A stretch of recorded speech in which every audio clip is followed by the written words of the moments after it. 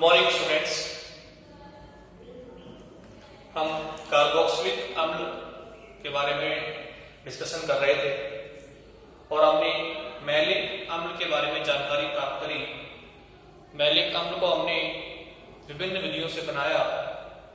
Tartaric अम्ल के HI की उपस्थिति में अपचयन से हमने मैलिक अम्ल का निर्माण किया और मैलिक अम्ल के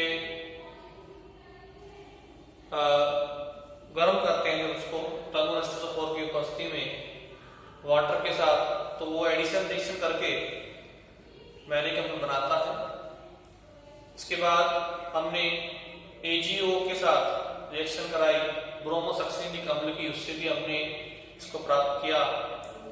इनके निर्माण की विधियों के बाद हम इनके रासायनिक गुणों पर आए और हमने बताया कि इसमें जो हाइड्रोक्सी अम्ल होता है, हाइड्रोक्सी समूह जो होता है वो कार्बोक्सिलिक समूह के अल्फा पोजीशन पे भी होता है और बीटा पर भी होता है।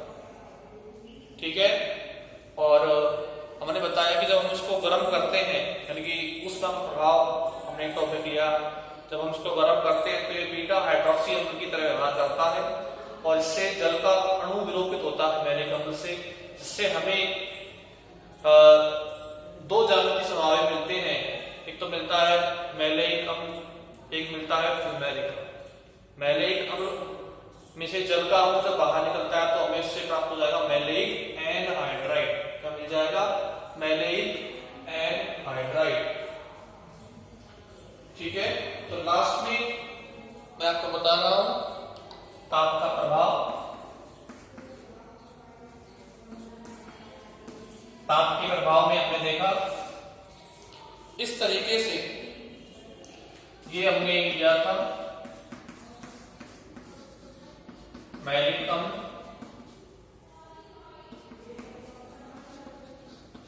इसको मैंने CH2 ऐसे लिख दिया। तो इसको हमने गर्म किया था तो यहां से ये वाटर बाहर हुआ और हमें ये मिला मैलिक अम्ल। इस तरीके से क्या मिला था? मैलिक अम्ल। अब देखिए ये एक असंतृप्त अम्ल है। यदि इसमें दोनों COOH समूह एक दिशा में है तो ये कहलाएगा मैलिक अम्ल, यानी कि cis समावयवी। अब देखो अगर दोनों COOH समूह विपरीत दिशा में है इस तरीके से, तो बन जाएगा फ्यूमेरिक अम्ल। क्या बन जाएगा? फ्यूमेरिक अम्ल। तो मैलिक अम्ल और फ्यूमेरिक अम्ल दो ज्यामितीय समवायवी हैं। ठीक है। मैलिक अम्ल से जब वाटर बाहर निकलेगा इस तरीके से तो मिल जाएगा मैलिक एनहाइड्राइड। क्या मिल जाएगा? Maleic anhydride. इसका नेम है मैलिक एनहाइड्राइड।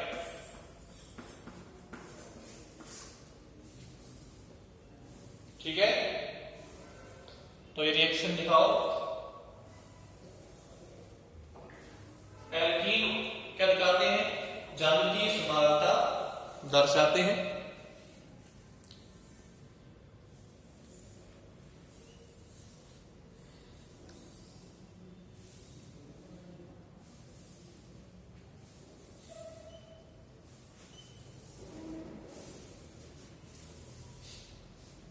तो देखिए मैलिक अम्ल से बना हुआ असंतृप्त अम्ल, मैलिक अम्ल से बना हुआ असंतृप्त अम्ल दो ज्यामितीय समावयवी के रूप में, दो ज्यामितीय समावयवी के रूप में होता है। देखो ब्रैकेट में नाम होगा मैलिक अम्ल और फ्यूमेरिक अम्ल।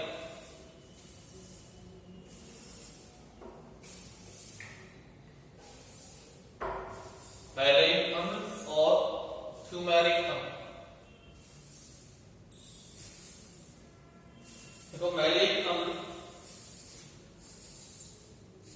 एक अणु जल को खोकर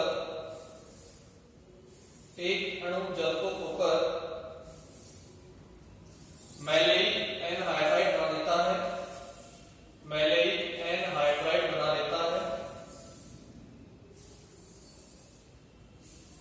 अतः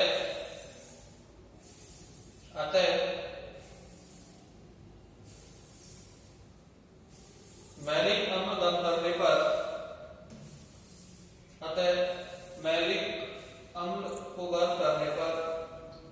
फ्यूमेरिक अम्ल एवं मैलेइक एनहाइड्राइड का मिश्रण प्राप्त होता है। फ्यूमेरिक अम्ल का और मैलेइक एनहाइड्राइड का क्या मिलेगा? हमको मिश्रण प्राप्त होगा जब हम इस मैलिक अम्ल को गर्म करेंगे।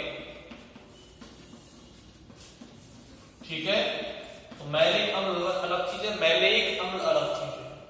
मैलेइक अम्ल क्या है? असंतृप्त अम्ल है।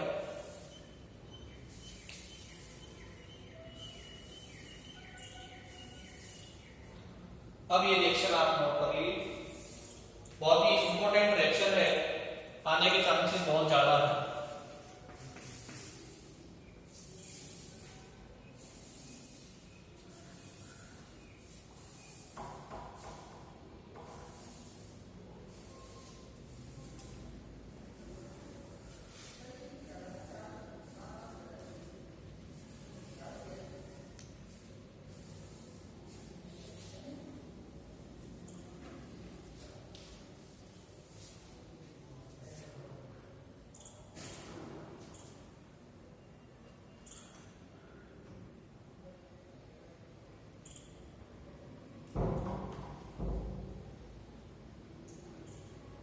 अब देखिए,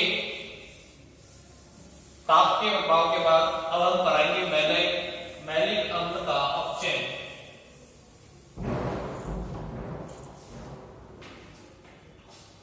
तो अगली रिएक्शन है अपचयन। देखिए, जब मैलिक अम्ल का अपचयन होगा तो हमें मिलेंगे सक्सिनिक अम्ल। अपचायक के रूप में हम काम में लेंगे 2HI। आपको पता है जब भी HI अपचयन करेगा तो यहां से वाटर बाहर निकल जाएगा, H2O, एक H OH की जगह आ जाएगा और 2 I2 के रूप में बाहर निकल जाएंगी, तो बन के जाएगा सक्सिनिक अम्ल। ठीक है, और H2O बाहर और I2 बाहर, तो ये क्या मिल गया? सक्सिनिक अम्ल।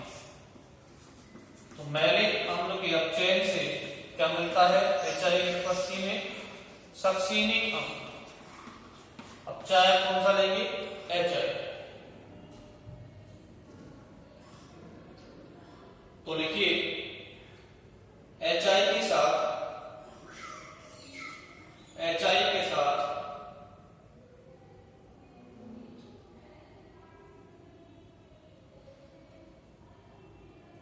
अपचयन कराने पर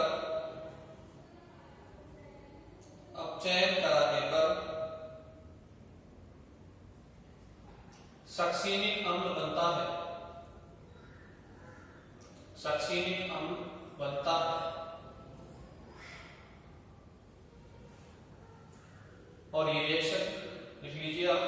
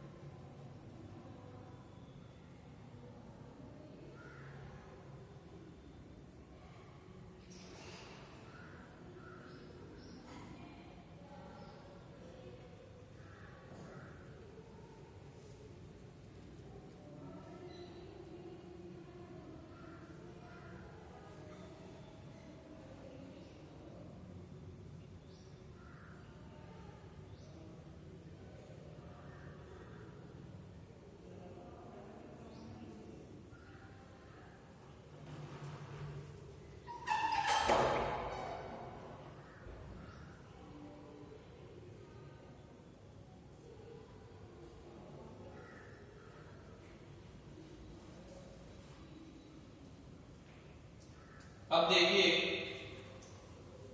चेन कराने के बाद अब हम कराएंगे इसका ऑक्सीकरण।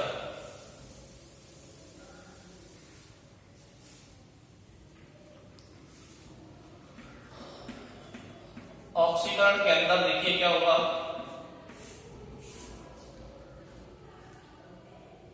देखो ये मैलिक अम्ल है, इसमें OH को हम यहां लिखते हैं, ऑक्सीकरण कराना है सहूलियत के हिसाब से लिखेंगे इनको। ये क्या है हमारा मैलिक अम्ल। ऑक्सीकारक के रूप में हम काम में लेंगे फेंटोन अभिकरण Fe+2 आयन और H2O2 की प्रेजेंस में ऑक्सीकरण होगा, जिसे हम बोलते हैं फेंटोन अभिकरण। क्या बोलेंगे इसे, फेंटोन अभिकरण। ऑक्सीकरण में क्या होता है, हाइड्रोजन बाहर निकलती है, यहाँ से H2O बाहर हो जाएगा और यहाँ क्या जाएगा डबल बॉन्ड, तो हाइड्रोजन बाहर निकलती है, यहाँ आ गया डबल बॉन्ड। इस तरीके से हमको ये ऑक्सैलो एसिटिक एसिड मिल गया। क्या मिल गया, ऑक्सैलो एसिटिक अम्ल। अब इसके अंदर ये कीटो रूप है, ये दिखाता है चलावयता। कैसे, यहां पर 2 H है, तो क्या होगा अगले स्टेप में इलेक्ट्रॉन यहां से आना, ये यहां से आना। अब ये H जो है वो यहां जुड़ जाएगा, ये अपना समावयवी बनाता है दूसरा, देखो कौन सा, कीटो रूप है। कौन सा रूप है, कीटो रूप, इसका ऑक्सैलो एसिटिक अम्ल का। ये चलावयता के द्वारा यहां आ जाएगा, O-3H+ मिल जाएगा, यहां सिंगल बॉन्ड COOH, यहां डबल बॉन्ड आ जाएगा CH-COOH। ये कौन सा रूप हो गया, इनोल रूप। तो ऑक्सैलो एसिटिक अम्ल के कीटो रूप और इनोल रूप हमें प्राप्त होंगे। ठीक है, इसका नाम है ऑक्सैलो, लिख रहा हूं ऑक्सैलो एसिटिक अम्ल।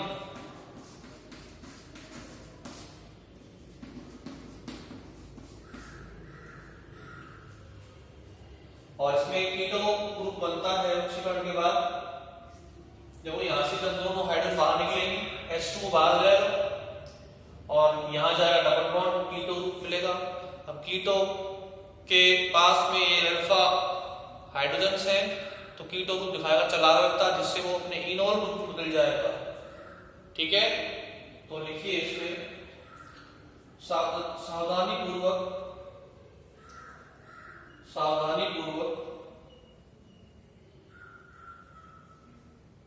ऑक्सीकरण कराने पर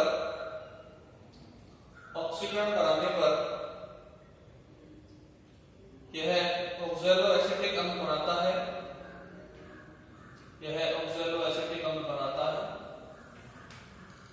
जिसमें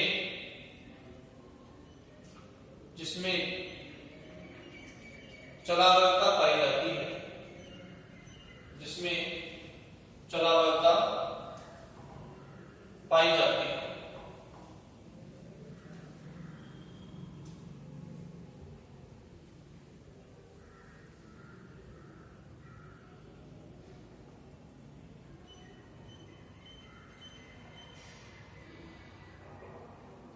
ठीक है। अब ये रिएक्शन नोट कर लीजिए आप, इसे हम बोलते हैं फेंटोन अभिकर्मक। Fe+2 और H2O2 एक ऑक्सीकारक है।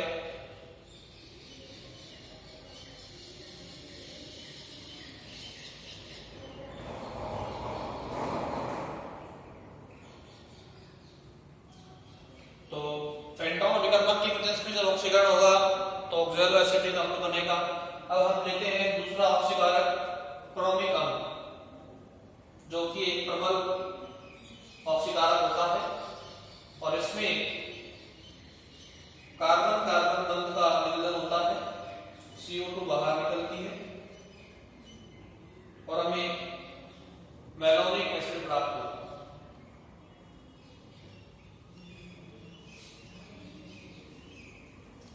ठीक है, तो देखिए अगला ऑक्सीकारक काम में लेते हैं हम।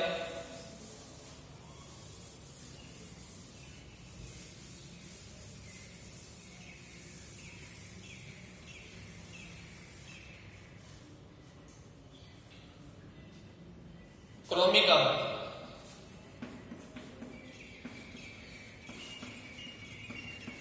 जैसे प्रबल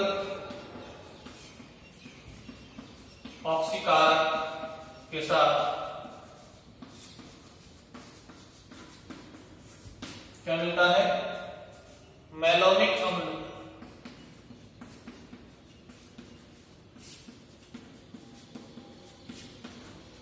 प्राप्त होता है।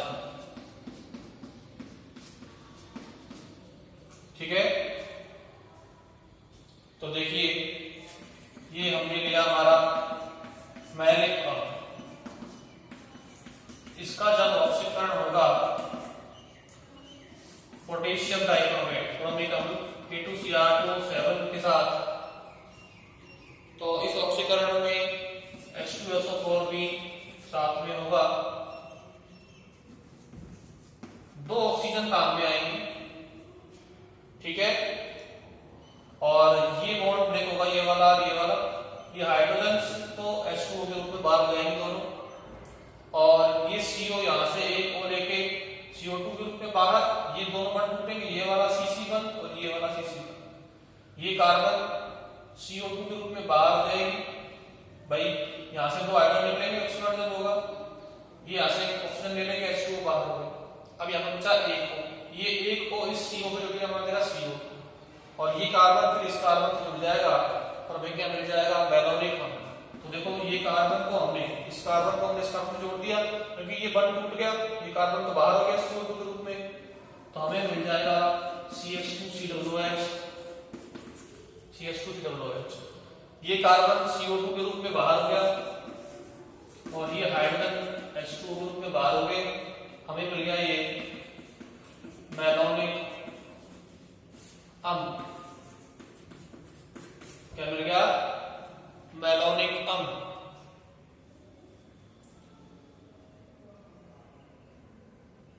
तो देखो जो बोर्ड पर लगता है उसे लिख लीजिए और ये रिएक्शन नोट कर लीजिए।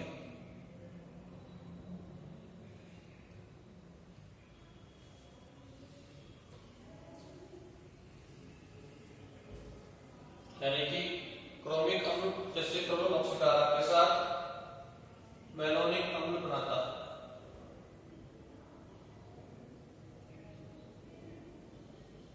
तो ये दोनों बॉन्ड टूटेंगे, CC क्लीवेज होगा, CH3 यानी ये वाला कार्बन CO2 के रूप में बाहर हो जाएगा, ये हाइड्रोजन H2O के रूप में बाहर हो जाएंगे।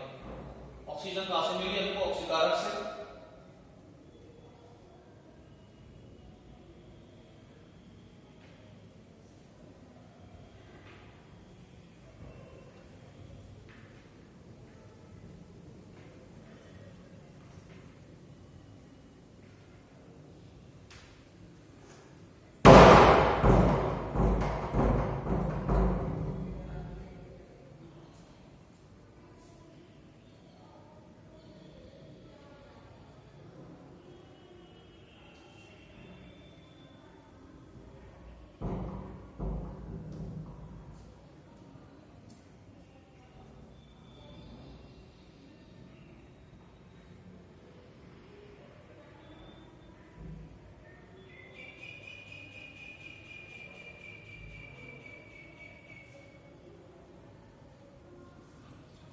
अब देखिए अगर हम ऑक्सीकारक के रूप में काम करें सांद्र H2SO4 को, तब भी कार्बन कार्बन बंध का विघटन होगा और हमें फार्मिक एसिड प्राप्त होगा।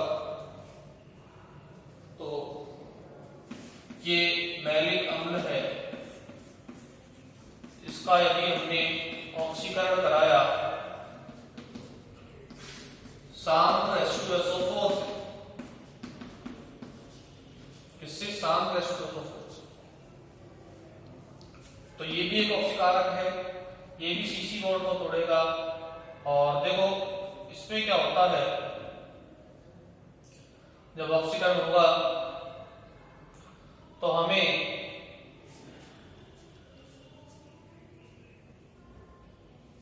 इस तरीके से समूह प्राप्त होंगे। यहां से ये फार्मिक अम्ल ऑक्सीकरण पर एल्कोहल के ऑक्सीकरण से एल्डिहाइड भी मिल सकते हैं, तो यहाँ से जब ये एल्कोहल एल्डिहाइड में कन्वर्ट होगा तो यहाँ से ये H रिमूव होगा, साथ में COOH भी ले जाएगा, हमें मिल जाएगा फॉर्मिक अम्ल। ठीक है, और यह क्या रह जाएगा CHO, और ये एल्डिहाइड मिल जाएगा, ये हमारा एल्कोहलिक ग्रुप, ये CH जुड़ जाएगा CH2 COOH से, तो हमें फॉर्मिल एसिटिक अम्ल फाउंड होगा। क्या मिल जाएगा? फॉर्मिल ग्रुप जुड़ रहा है एसिटिक अम्ल, क्या नाम हो जाएगा? फॉर्मिल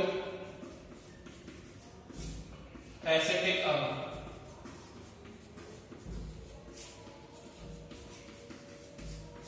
फॉर्मिल एसिटिक अम्ल।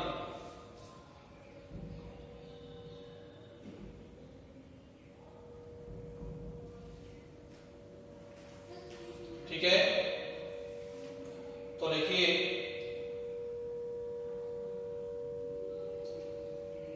शांत H2SO4 के साथ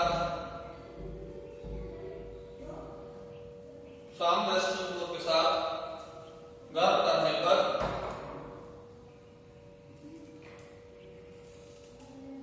यह अपघटित हो जाता है, यानी कि टूट जाता है। क्या मिलेंगे? फॉर्मिक अम्ल और फॉर्मिल एसिटिक अम्ल। देखो ये एसिटिक अम्ल के एक पोटाइक क्या जोड़ दिया? CHO ग्रुप जब प्रतिस्थापी ग्रुप होता है उसे बोलते हैं फॉर्मिल, तो क्या नाम होगा? फॉर्मिल एसिटिक अम्ल।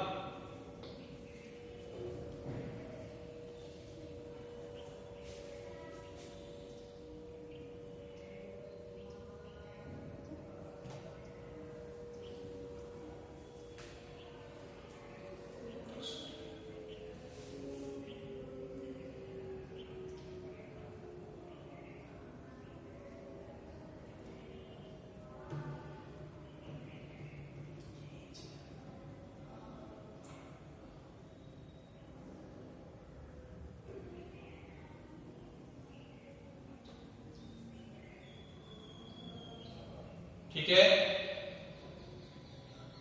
तो इस तरीके से ये ऑक्सीकरण भी मैलिक अम्ल का पूर्ण होता है, और हमारा मैलिक अम्ल एग्जाम्पल भी यहाँ पर खत्म होता है।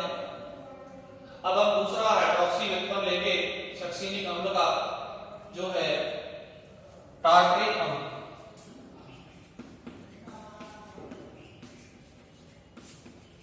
कौन सा? टार्ट्रिक अम्ल। टार्ट्रिक अम्ल देखिए, देखो टार्ट्रिक अम्ल सामान्यतः इमली, अंगूर, बेर आदि में पाया जाता है,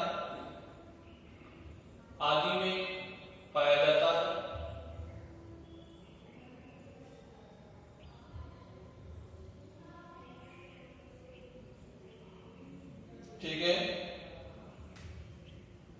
देखो टार्ट्रिक अम्ल में दो समान असममित कार्बन परमाणु उपस्थित होते हैं। टार्ट्रिक अम्ल में दो समान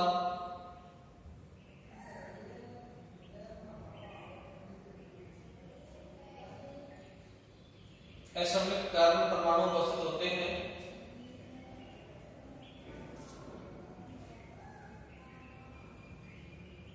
ठीक है, अब देखो ये निम्न संरचनाओं के रूप में पाया जाएगा टार्ट्रिक अम्ल।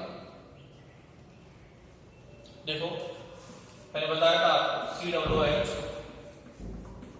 CHOH, COHH, COOH, ये तो है हमारा टार्ट्रिक अम्ल। दूसरा जो बनाएंगे इसका mirror image CHOH COH H COOH। ये वाला जो है वो है D प्लस टार्ट्रिक अम्ल, ये वाला जो है वो है L माइनस। इसमें ये दोनों कार्बन कैसे हैं? असममित हैं। असममित कार्बन कैसे हैं? इसमें चारों अलग अलग जुड़ रहे हैं। तो दो कायरल कार्बन है, अतः ये प्रकाशिक समानता दिखाएगा और अपने दर्पण प्रतिबिंब बनाएगा। तो ये L माइनस टार्ट्रिक अम्ल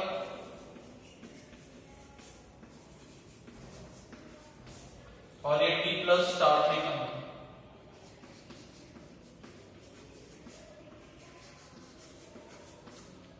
ठीक है। और एक रूप और बन सकता है इसका, उसे हम बोलेंगे मीसो टार्ट्रिक अम्ल, जो कि प्रकाशिक रूप से निष्क्रिय होता है। तो D बन जाएगा, L बन जाएगा, रेसिमिक मिश्रण बन जाएगा और ये क्या बन गया हमारा? मीसो टार्ट्रिक अम्ल। मीसो टार्ट्रिक अम्ल, इसमें प्लेन ऑफ सिमेट्री प्रेजेंट होती है, यानी कि इसको हम यदि यहाँ से काटें तो दो बराबर भागों में बढ़ जाता है, इसलिए ये क्या होगा? प्रकाशिक रूप से निष्क्रिय होगा और मीसो टार्ट्रिक अम्ल। ठीक है। तो बनाए संरचनाओं को।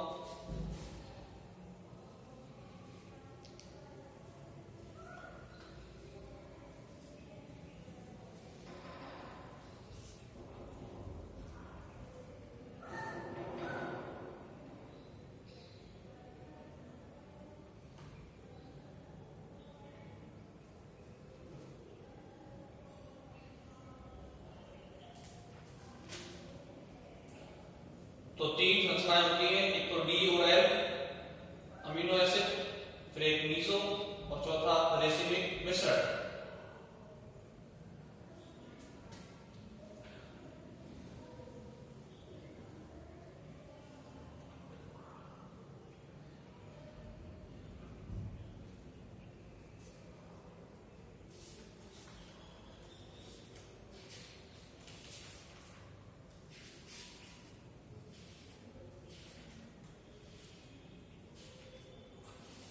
अब आगे देखिए,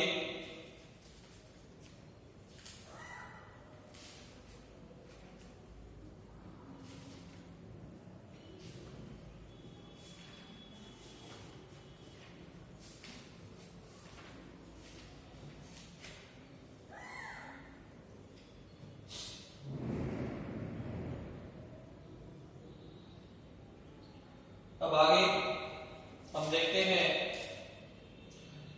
लिखिए आगे, मीसो टार्ट्रिक अम्ल ध्रुवण अगुणक होता है। मीसो टार्ट्रिक अम्ल ध्रुवण अगुणक होता है। ये वाला टार्ट्रिक अम्ल ध्रुवण अगुणक, कारण क्या है? देखो, ये वाला तो असममित कार्बन है, उसका दर्पण प्रतिबिंब ये वाला असममित कार्बन है। ठीक है। तो इस वजह से क्या होगा? इसमें प्लेन ऑफ सिमेट्री पाई जाएगी। ठीक है। दर्पण प्रतिबिंब है एक दूसरे के, और ये क्या होगा? ध्रुवण अगुणक होगा। तो लिखिए, क्योंकि इसकी संरचना में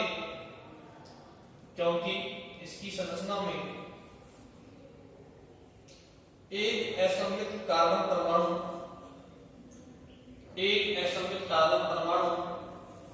दूसरे असममित कार्बन परमाणु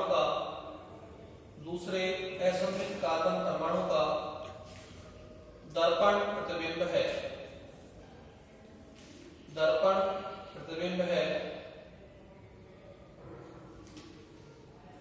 अतः जिस प्रकार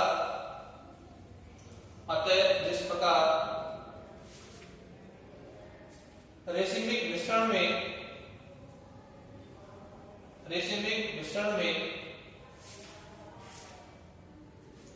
डी अणुओं की प्रकाशिक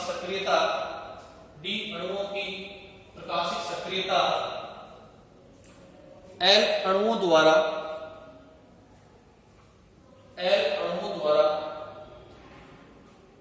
उदासीन कर दी जाती है, उदासीन कर दी जाती है और डीएल मिश्रण ध्रुवण अगुणक रहता है, ध्रुवण अगुणक रहता है। इससे आगे हम नेक्स्ट क्लास में डिस्कस करेंगे।